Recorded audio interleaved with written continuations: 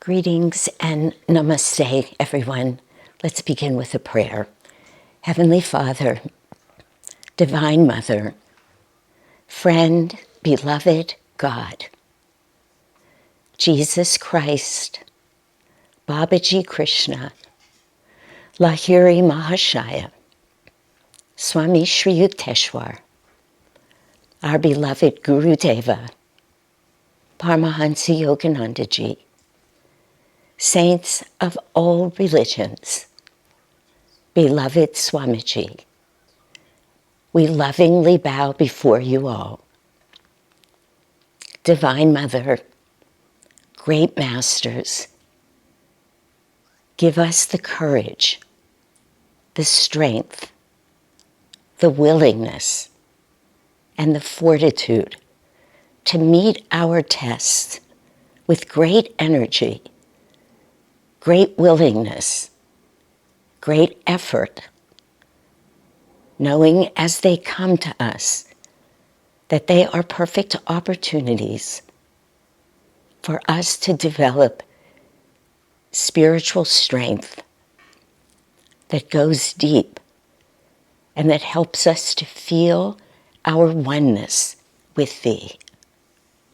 Open our hearts that we feel your love guiding us in all things, always, and in all ways. Om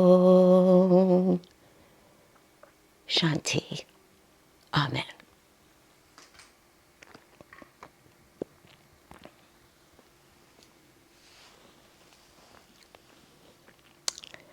We're now entering, I think, week 3, if I'm not mistaken, or coming close to it, of this shelter in place, this really whole new reality that we've all entered. Some of it's even beginning to feel normal to many of us now. But what I've been realizing these last few days as emails come in and calls come in, and we have a lot of virtual ways to meet with each other, is that many people are struggling with this. It's an interesting thing to see. It certainly touches me in the heart, but it also just has my attention because everybody that I'm relating to these days, literally everybody, is somebody who's on a spiritual path, who is already making, let's just say, the best effort they can, or at least they think they're making the best effort they can to grow spiritually, to see life as an opportunity. Now, of course, what we're up against right now is big. I wrote a letter to our friends here in Palo Alto last night, and as I was writing and the words were coming through, I realized the world has not seen anything like this in over 100 years. That's certainly in all of our lifetimes, even mine. So this is a big, big test for many of us. And what I'm seeing is, for almost all of us, in some way, it's taking us to wherever our limits are. Of course, everybody's limits are different. Everybody's tests are different. Many of you have heard me say many times, there are no two astral spines that are alike. We each have, our own karma.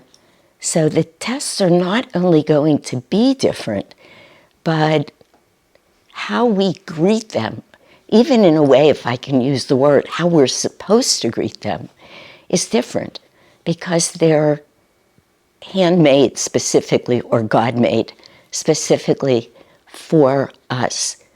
So it's no wonder that this is happening. That's what life is. Swamiji wrote that beautiful chapter in Raja Yoga called Life is a Battlefield. We were kind of joking before this meeting video started, someone mentioned, boy, that sounds grim.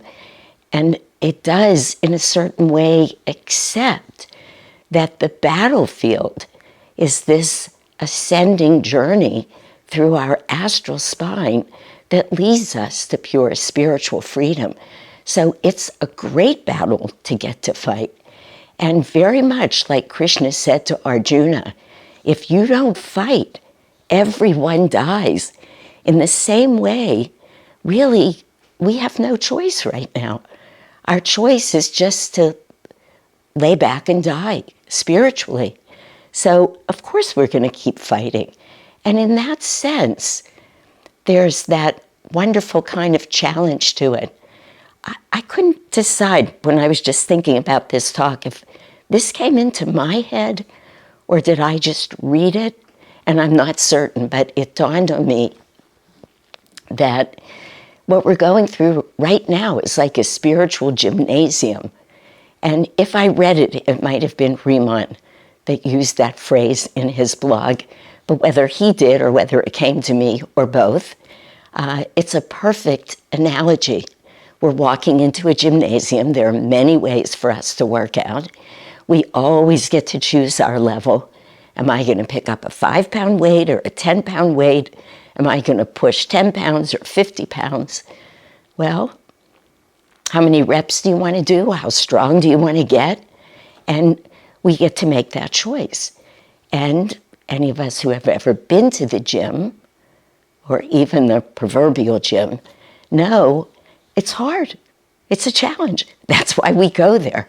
And that's what's going on. But the fact remains that it's hard. Now, the idea to speak to this point today came to me because several of my really close friends have been speaking to me.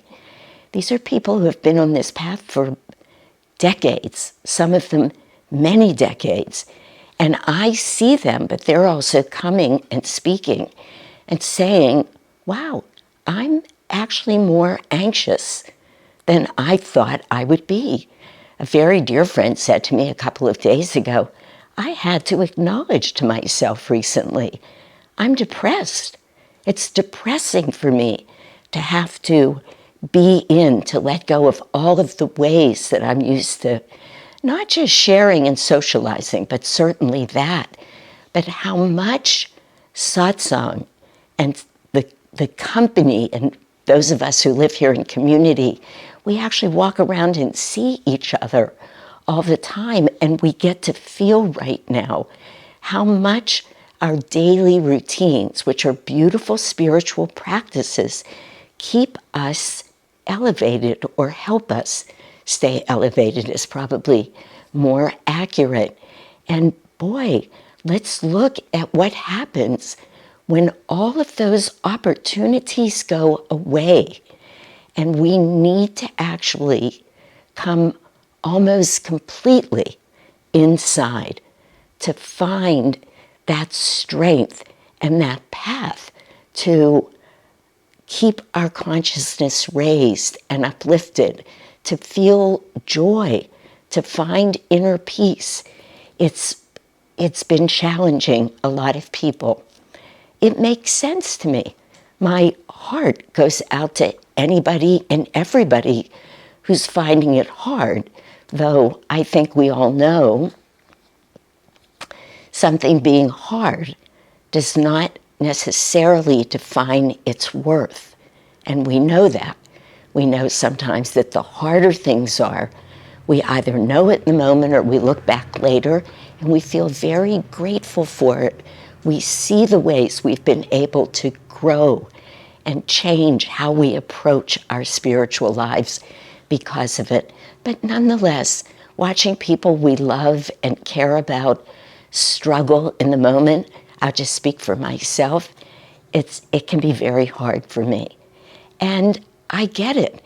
And I often say to people who come, not just now, but with any of life's challenges, they're having trouble with their partner or at work, or they got a medical diagnosis that's hard.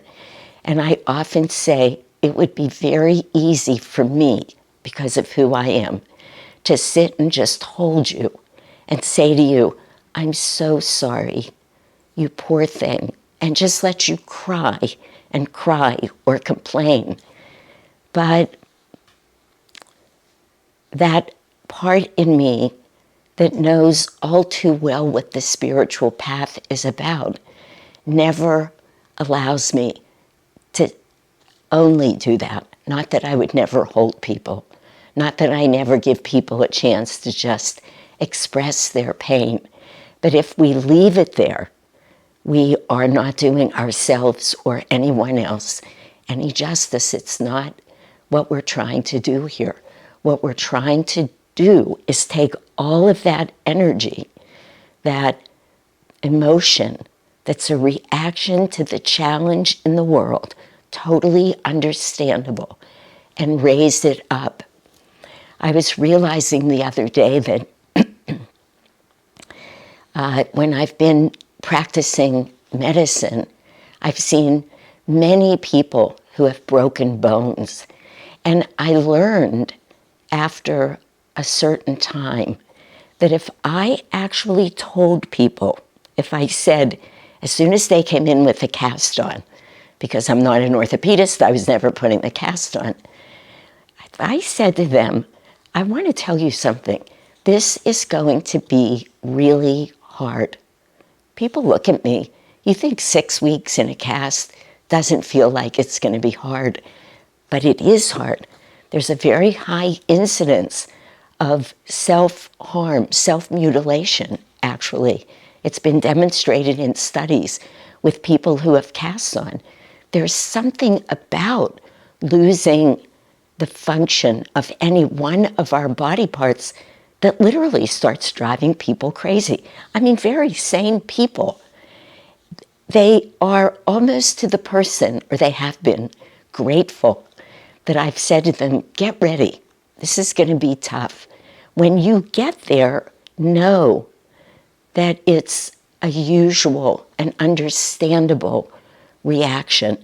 It will help you not just descend into the darkest places.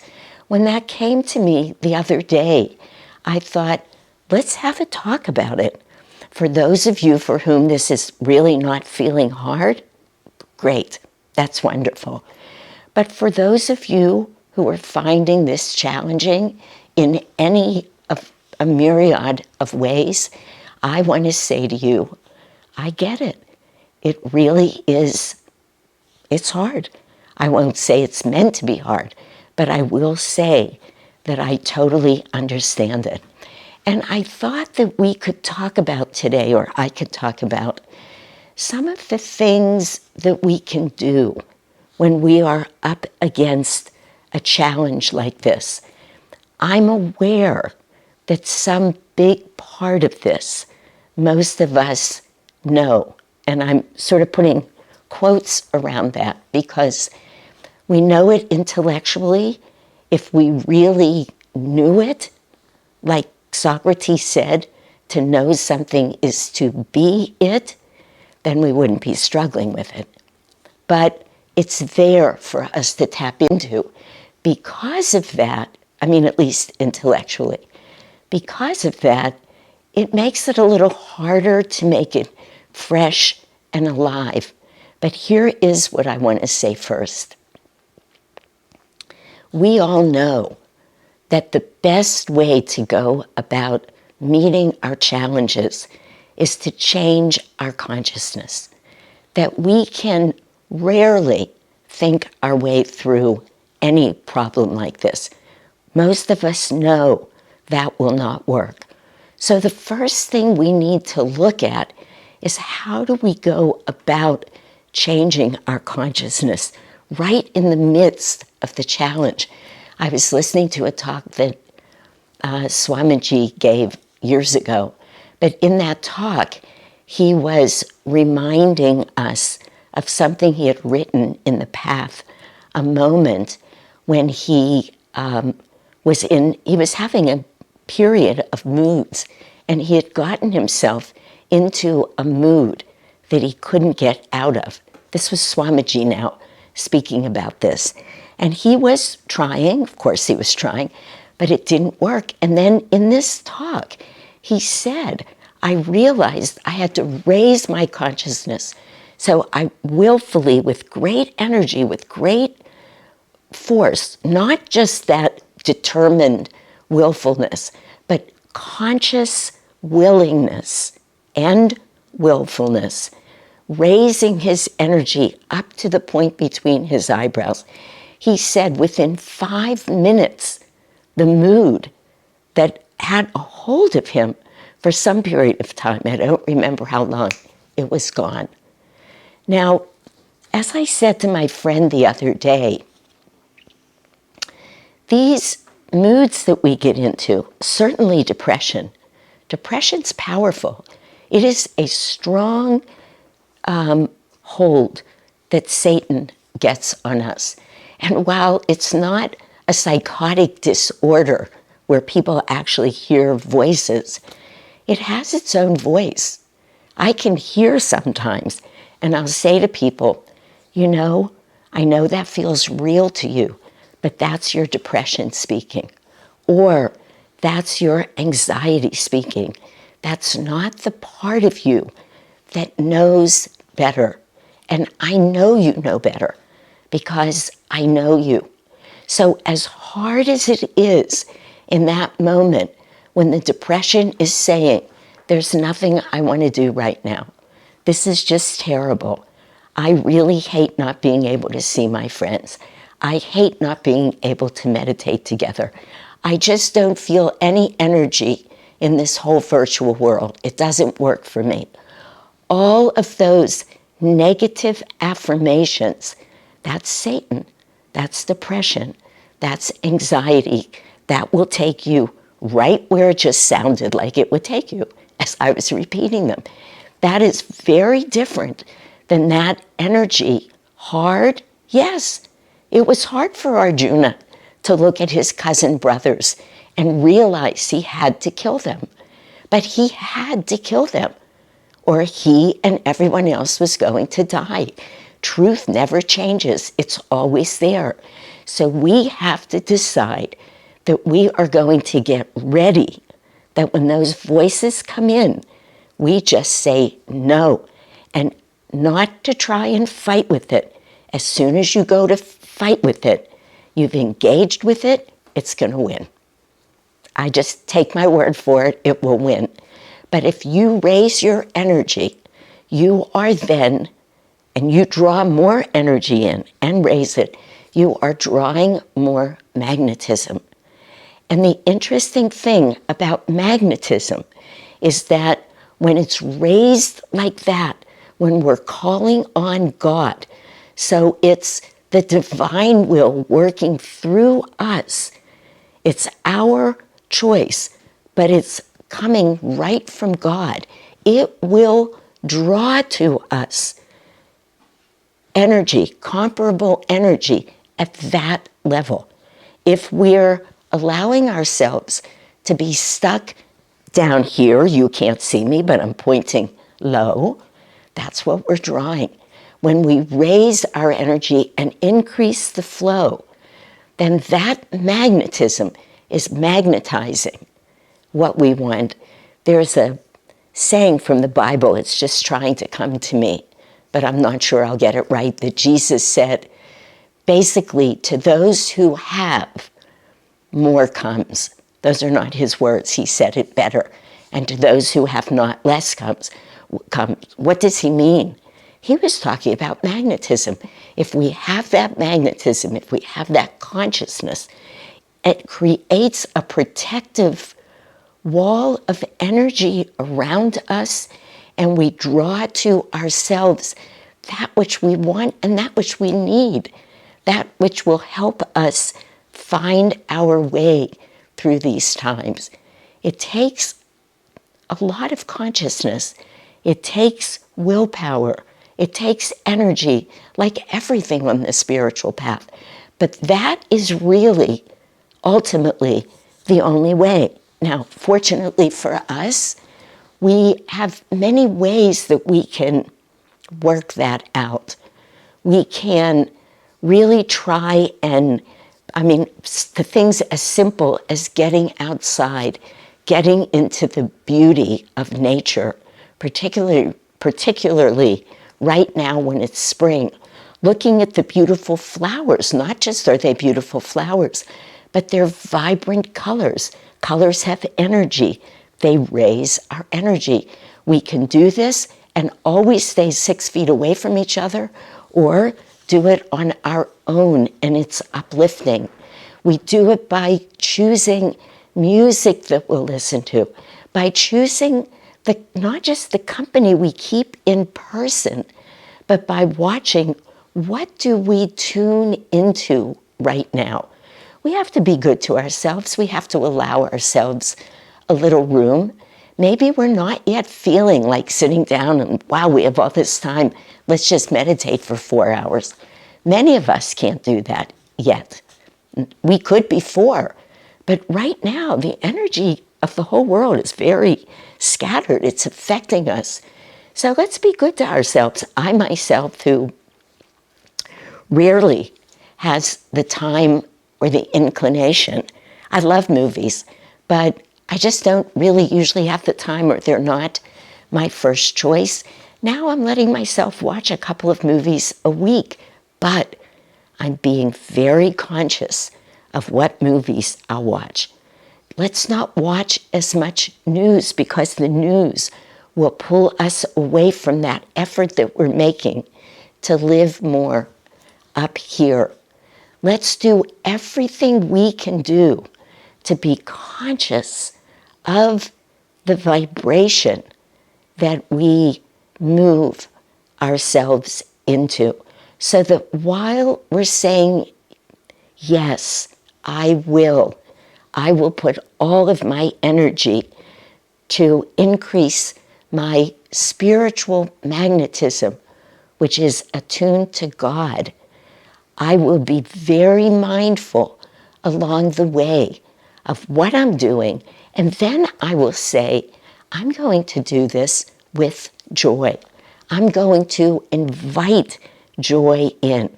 You see, just saying these words, just reminding ourselves, gives us a chance against the way Satan is trying to get into our minds now. Maybe for some, it's simply just getting stuck in front of the computer all the time, or watching television for 4 hours a day, or not being productive at work. All of those things that are taking us in a direction we don't want to go. Maybe it's not depression, but whatever it is, I was realizing over and over in these past 3 weeks how meaningful the yamas and the niyamas are for me to help me through all of these challenges. But this morning, I was thinking about the niyama of self-study, of introspection, and how important it is for spiritual aspirants right now. Where am I? Honestly, where am I? And where do I want to be? And how am I going to plot the course to be there? If it were easy, Patanjali probably wouldn't have had to write it as one of the niyamas. He says these are what we need to perfect on our way to spiritual freedom. So is it easy to look at ourselves honestly? No. And is it easy to look at ourselves honestly and then still avoid judgment, doubt, criticism? Most of us flow into that so easily. I was listening to somebody talk the other day about a time they were at a meeting up at Ananda Village. I didn't hear this or see it, but a friend communicated it in a class.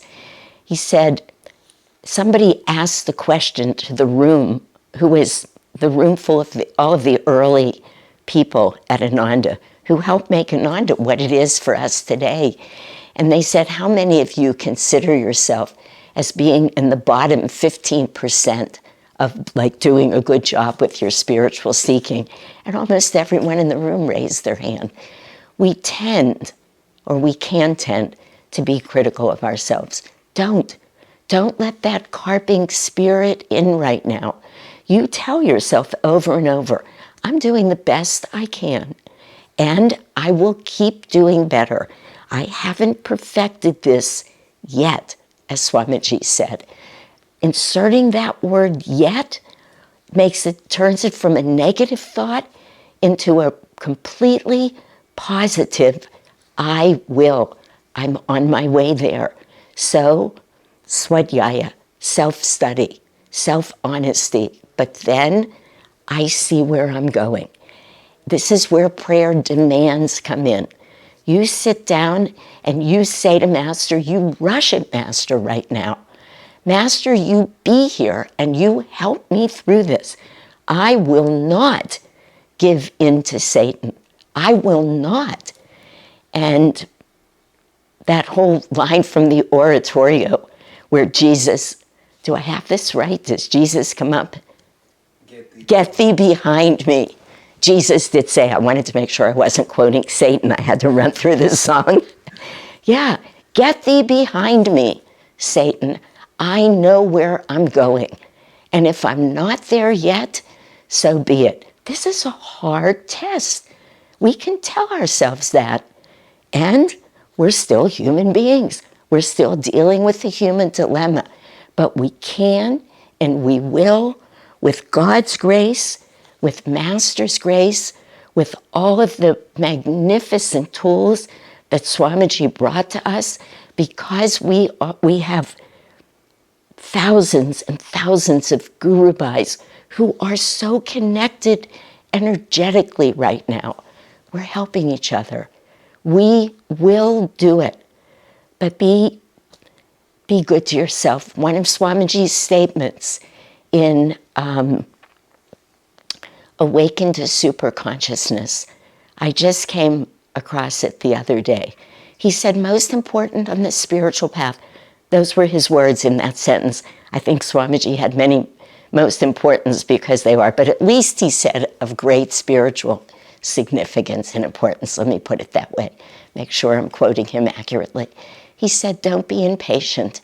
We are in this for the long run. We're in it. That's the great news.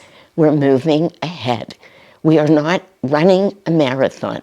We're in a fast walk or a slow run, a jog. We're at whatever pace allows us to breathe and enjoy and see clearly where we're going. So don't be impatient. Don't be hard on yourself. Find every tool that you can think of, and as often as not, you say those words, get thee behind me, Satan. I see my goal, and I'm going to make it.